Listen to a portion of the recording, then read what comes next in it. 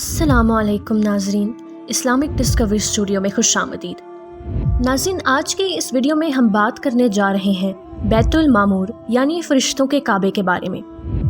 ناظرین، جب حضرت آدم علیہ السلام اس زمین پر تشریف لائے تو اللہ تعالیٰ کے حضور یہ سوال کیا کہ اے پروردگار، یہاں تو نہ میں فرشتوں کی تسبیح و تکبیر سن سکتا ہوں اور نہ ہی کوئی ایسی جگہ دیکھتا ہوں جہاں میں تیری عبادت کر سکوں، جس پر اللہ تبارک و تعالیٰ کی طرف سے یہ جواب آیا کہ جس طرح تم نے 7ویں آسمان پر بیت المعمور کو دیکھا ہے جس کے گرد فرشتے طواف کرتے ہیں، تو ہم تمہیں ایک جگہ بتاتے ہیں، وہاں تم بھی کعبے کی تعمیر کرو اور اس کے ارد گرد طواف کرو اور وہاں نماز ادا کرو۔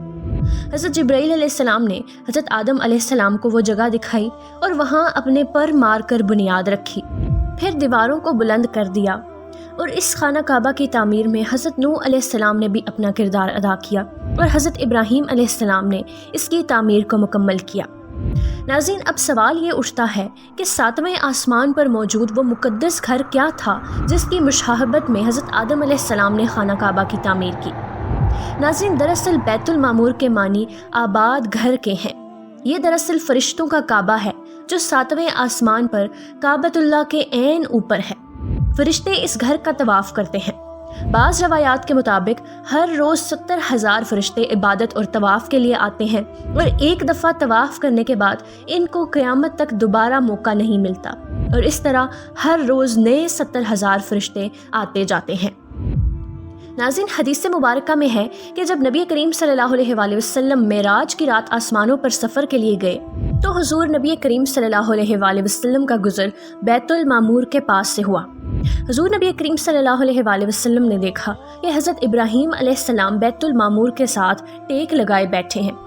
روایت یوں ہے کہ نبی کریم صلی اللہ علیہ وآلہ وسلم نے فرمایا کہ پھر مجھے 7ویں آسمان پر چڑھایا گیا۔ وہاں ایک ادھیڑ عمر کا بزرگ بیت المعمور کے دروازے کے قریب ایک کرسی پر ٹیک لگائے تشریف فرما تھے۔ ان کی شکل میری شکل سے مشابہ تھی۔ آپ صلی اللہ علیہ وآلہ وسلم نے دریافت کیا کہ یہ کون ہے؟ تو حضرت جبرائیل علیہ السلام نے عرض کیا کہ یہ آپ کے باپ حضرت ابراہیم علیہ السلام ہیں۔ حضور نبی کریم صلی اللہ علیہ وآلہ وسلم نے فرمایا کہ آسمان میں ایک گھر ہے جسے معمور کہتے ہیں جو کعبے کی سمت میں ہے۔ چوتھے آسمان میں ایک نہر بھی ہے جس کا نام نہر حیوان ہے۔ حضرت جبرائیل علیہ السلام ہر روز اس نہر میں غوطہ لگاتے ہیں اور نکل کر جب اپنے بدن کو جھاڑتے ہیں تو 70,000 قطرے جھڑتے ہیں، اور ہر ایک قطرے سے اللہ تعالیٰ ایک ایک فرشتہ پیدا کرتا ہے جنہیں حکم ہوتا ہے کہ وہ بیت المعمور میں جائیں اور نماز ادا کر کے فرشتوں کو لے کر ایک الگ جگہ پر کھڑے ہو جائیں، پھر وہ اللہ تعالیٰ کی تسبیح بیان کرنے میں مصروف ہو جاتے ہیں۔ ناظرین، حضرت امام علی رضی اللہ تعالیٰ عنہ سے ایک شخص نے پوچھا کہ بیت المعمور کیا ہے؟ آپ رضی اللہ تعالیٰ عنہ نے فرمایا کہ وہ آسمان میں ہے، اسے سراہ کہا جاتا ہے۔ یہ کعبے کے ٹھیک اوپر ہے۔ جس طرح زمین کا کعبہ حرمت کی جگہ ہے، اسی طرح وہ آسمان کا کعبہ ہے۔ ہر روز اس میں 70,000 فرشتے نماز ادا کرتے ہیں، لیکن جو آج گئے ان کی باری قیامت تک دوبارہ نہیں آئے گی، کیونکہ فرشتوں کی تعداد بہت ہی زیادہ ہے۔